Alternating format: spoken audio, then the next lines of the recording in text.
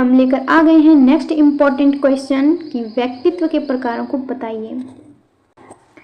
तो व्यक्तित्व को विभिन्न मनोवैज्ञानिकों के द्वारा अलग अलग भागों में बांटा गया है जो निम्न है। पहला आधार है स्वभाव आधारित वर्गीकरण।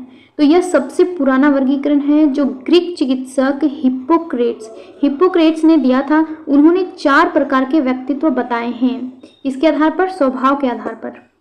तो चलिए आगे देखते हैं क्या क्या होते हैं 4 प्रकार। तो पहला प्रकार है सांगविन।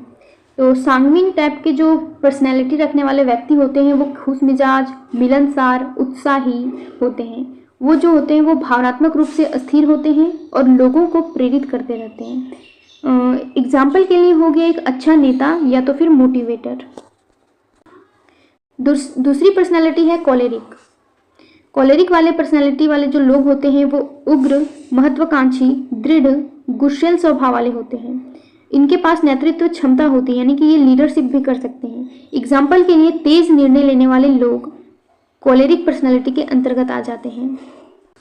नेक्स्ट पर्सनैलिटी है मेलनकॉलिक पर्सनैलिटी।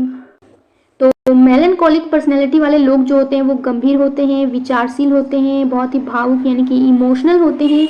और ऐसे लोग जो होते हैं वो कला, संगीत और लेखन में रुचि रखते हैं।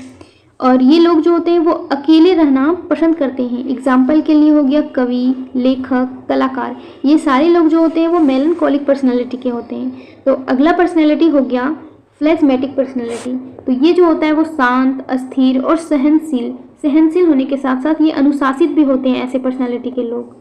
और इस पर्सनैलिटी में आसानी से प्रभावित नहीं होते हैं। ऐसे पर्सनैलिटी के लोग जो होते हैं वो आसानी से प्रभावित नहीं होते हैं, बहुत ही संयमित और संतुलित व्यवहार वाले होते हैं। फॉर एग्जाम्पल के लिए जो शिक्षक हो जाता है, फिर कोई संतुलित कर्मचारी हो जाता है, तो ये फ्लेगमेटिक पर्सनैलिटी के अंतर्गत आते हैं। शिक्षक भी फ्लेगमेटिक पर्सनैलिटी के अंतर्गत आता है। तो ये जो स्वभाव के आधार पर पर्सनैलिटी को 4 भागों में बांटा है हिप्पोक्रेट्स ने। तो स्वभाव के आधार पर कंप्लीट हुआ 4 प्रकार के पर्सनैलिटी। अब आगे बढ़ते हैं। तो आगे है शारीरिक गठन के आधार पर। शारीरिक गठन के आधार पर कितने प्रकार के पर्सनैलिटी होते हैं, तो इसको किसने बांटा है? तो क्रेट्स चमर एक जर्मन मनोवैज्ञानिक था। इन्होंने शारीरिक गठन के आधार पर व्यक्तित्व को भी 4 भागों में बांटा। इन्होंने भी व्यक्तित्व को 4 भागों में बांटा है, लेकिन इन्होंने शारीरिक गठन के आधार पर बांटा है। तो इनका पहला प्रकार हो जाता है एस्थेनिक।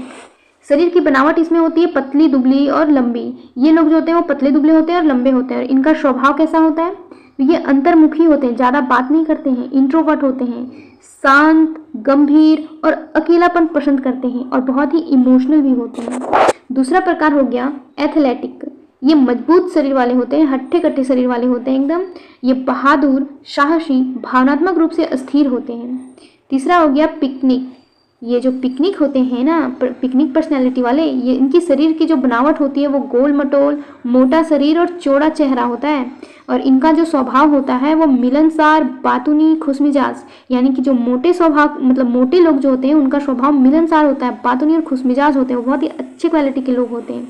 और अगला पर्सनैलिटी बताया है क्रेट्स-चमर ने, डिस्प्लास्टिक।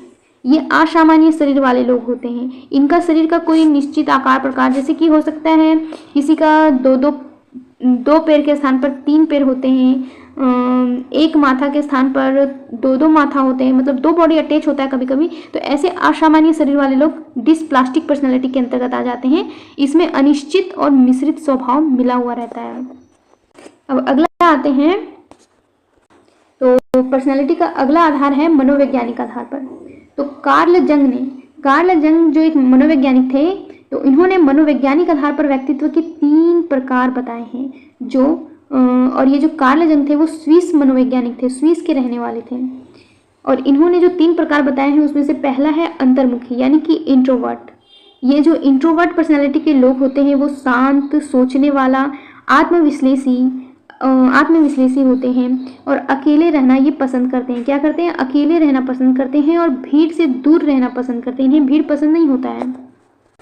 और दूसरा टाइप बताया है बहिर्मुखी, जो एक्सट्रोवर्ट होते हैं। यानी कि ये सामाजिक, मिलनसार, ऊर्जावान और बातूनी होते हैं। सामाजिक होते हैं यानी कि समाज से मेल जोल बढ़ा कर रखते हैं, मतलब कि लोगों से बात करते रहते हैं, सबसे मिलते जुलते रहते हैं। और ऊर्जावान होते हैं, हमेशा एक्टिव दिखाई देते हैं और बहुत ही ज़्यादा बातूनी भी होते हैं। नई चीज़ें में उत्साहित, ये हर एक नई चीज़ों के बारे में जानने में भी उत्साहित होते हैं। नेक्स्ट है कि दूसरों के साथ समय बिताना पसंद करते हैं ये। तो बहिर्मुखी लोग जो होते हैं वो दूसरों के साथ समय बिताना पसंद करते हैं, लेकिन अंतर्मुखी लोग दूसरों के साथ समय बिताना पसंद नहीं करते, वे अकेले रहना पसंद करते हैं और भीड़ से दूर रहना पसंद करते हैं। अब तीसरा टाइप बताया है इन्होंने दो मुखी, जिनके पास दोनों पर्सनैलिटी होती है, अंतर्मुखी और बहिर्मुखी दोनों की। तो परिस्थिति के अनुसार ये दोनों स्वभाव अपनाने वाले होते हैं, ये संतुलित होते हैं। तो इन्हीं को दो मुखी पर्सनैलिटी वाला व्यक्ति कहते हैं, यानी कि एम्बीवर्ट होते हैं ये। नेक्स्ट है, तो नेक्स्ट आधार है आधुनिक वर्गीकरण, जिसे बिग फाइव थ्योरी भी कहा जाता है। और इस थ्योरी यानी कि इस सिद्धांत के अनुसार किसी भी व्यक्ति के व्यक्तित्व को 5 प्रमुख आयामों में मापा जाता है। इसे ही बिग फाइव थ्योरी कहते हैं। और पता है इस बिग फाइव थ्योरी को ओशियन मॉडल भी कहा जाता है। और इस ओशियन मॉडल में जो 5 आयाम होते हैं, जो 5 ट्रेट्स यानी कि जो गुण होते हैं वो ये हैं। ओ से हो जाएगा ओपननेस यानी कि खुलापन, कुछ लोग जो होते हैं वो खुलेपन स्वभाव के होते हैं। दूसरा है सी से कंसेंटियसनेस यानी कि जिम्मेदारी वाले व्यक्ति।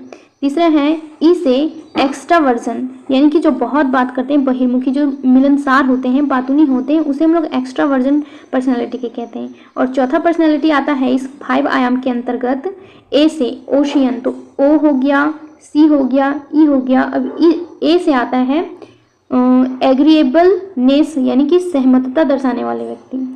और 5वां आयाम है न्यूट्रोटिसिज्म यानी कि भावनात्मक अस्थिरता।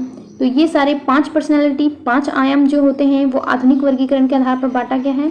तो इस प्रकार पर्सनालिटी के सारे वर्गीकरण हो गए, सारे टाइप हो गए, सारे आधार पर जो मनोवैज्ञानिकों ने बांटा है जिस आधार पर, उस आधार पर भी कंप्लीट हो गया। तो ये इंपॉर्टेंट क्वेश्चन है, पूछा भी जा सकता है 5 मार्क्स के अंतर्गत भी, 15 मार्क्स के अंतर्गत भी। तो दोनों में से जिस मार्क्स के अंतर्गत आएगा तो दोनों को एडजस्ट करके लिख लीजिएगा।